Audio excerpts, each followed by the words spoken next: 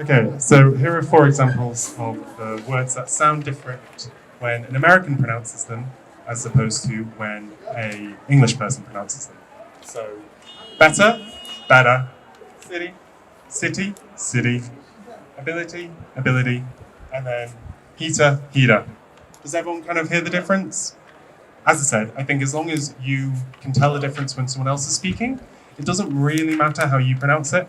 I would obviously say I think it's better to kind of pronounce your T's, but that's just how British people talk. Although I do slur my words together quite a lot, unfortunately. Okay. So does everyone want to go through? Shall we practice the difference? Woohoo! So everyone say better, better. Better. Okay, and now we're going to do the American one. Better. Better. Okay. Which do you prefer? Hands up if you prefer English. If you prefer better, put your hands up. If you prefer better, put your hands up. No. Do you prefer better? Really? You prefer the American way of talking to the English way of talking? Okay, that's up to you. It's a totally fair choice. What do you prefer, English or American? Better or better? Better or better? Yeah. You prefer the American as well? But guys, come on, English is so much better than American. Okay, so that's the first part of the lesson, which we're covering. That is when the T is between 2 vowels. And so when the T is between 2 vowels, we pronounce it just very fast like that. And it's very, very similar for when the T is between an L or an R and a vowel. We also pronounce it the same way. So if the word has an L and an R with a T in between, if that word has a vowel and then a T and then an L or an R, we pronounce it the same way. So very fast D. So if everyone's got this written down on their books, I will wipe it off the board and write the next section.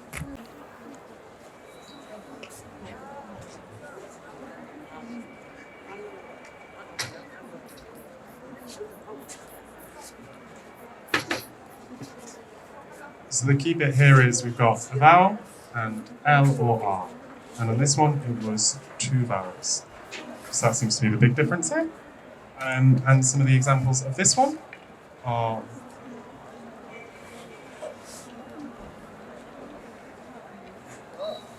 bottle of water. So the British will say bottle of water, and then the Americans will say it very, very fast. And it'll be a bottle of water.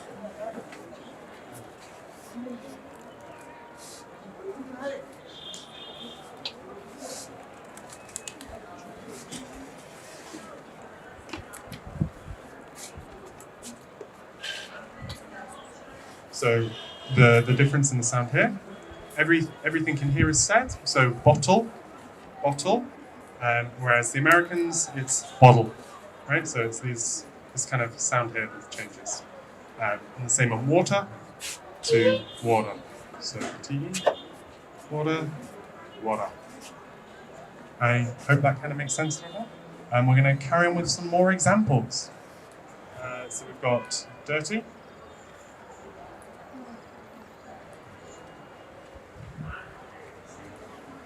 Which in American English sounds more like dirty.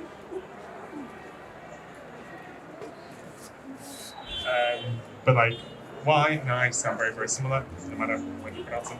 So anyway. 30.